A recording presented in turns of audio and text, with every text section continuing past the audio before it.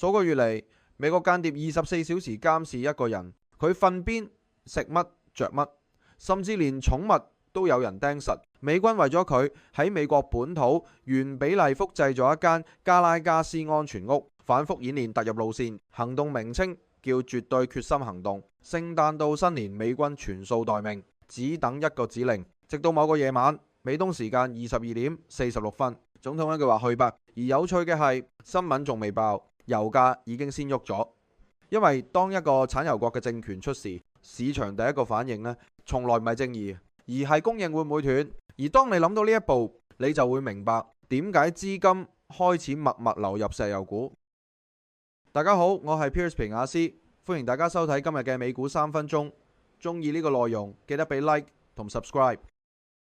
而故事主角就係 Nicolas Maduro， 佢剛剛係星期六被 CIA 生擒返美國。到底國家嘅命運係點呢？ Maduro 原本只係前總統 Hugo Chavez 欽點嘅接班人。2013年 Chavez 去世之後，Maduro 喺一場極具爭議嘅選舉中，以大約1%至2%嘅微弱差距勝出，正式上台。由一刻開始，委內瑞拉嘅政治同經濟就急速轉向。上台之後 ，Maduro 並唔係靠經濟改革鞏固地位，而係靠權力集中。佢透過法院法令同重新選舉架空國會，之後仲強推一個親政府嘅制憲議會。到後來，唔少西方國家甚至拒絕承認佢嘅連任。反對派領袖Juan Guaido更一度獲得美國同歐洲支持。正正因為政治走向越嚟越威權，西方開始出手制裁。初期制裁只針對個別官員，之後擴大到國營油企、PDVSA 同金融體系。市場好多人簡化成一句：制裁搞死咗委內瑞拉經濟。但呢個講法其實只係講咗一半。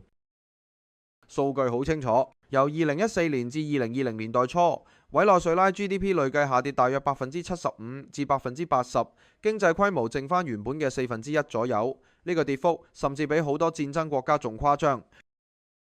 但重點係經濟崩潰其實早喺制裁之前已經開始，長期價格管制、外匯管制、國有化、油企管理崩壞，加上極度依賴石油收入，令整個經濟結構一早就唔穩。制裁係重擊，但唔係起點。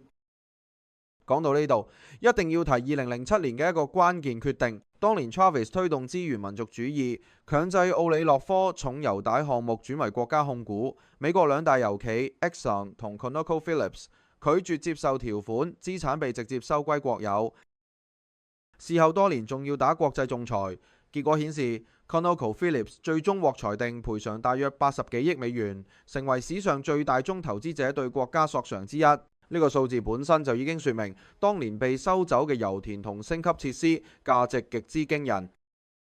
如果用投資角度諗一諗，假設當年冇強制國有化，冇趕走國際油企，冇後來嘅全面制裁，呢批項目到2025年，合理推算可以為委內瑞拉創造數百億美元級別嘅累積經濟價值，仲未計就業同整體 GDP 乘數效應。所以結論好清楚，委內瑞拉唔係輸喺一個錯誤，而係一連串選擇，先係制度性錯誤，再加制裁放大傷害，最後變成全面崩潰。對投資者嚟講，呢個故事有3個實際含義。第一，資源多唔等於投資安全，制度風險可以將資產價值歸零。第二，制裁永遠係加速器，唔係單一原因。嚟到2026年，政治將來出現轉向或者制裁鬆動，真正直接受惠嘅會係曾經被沒收資產或者仍有技術同法律索償在手嘅國際油企。多謝你同我皮亞斯一齊 update 完最新嘅投資熱點，記得訂閱同撳埋個鐘仔，聽日見面。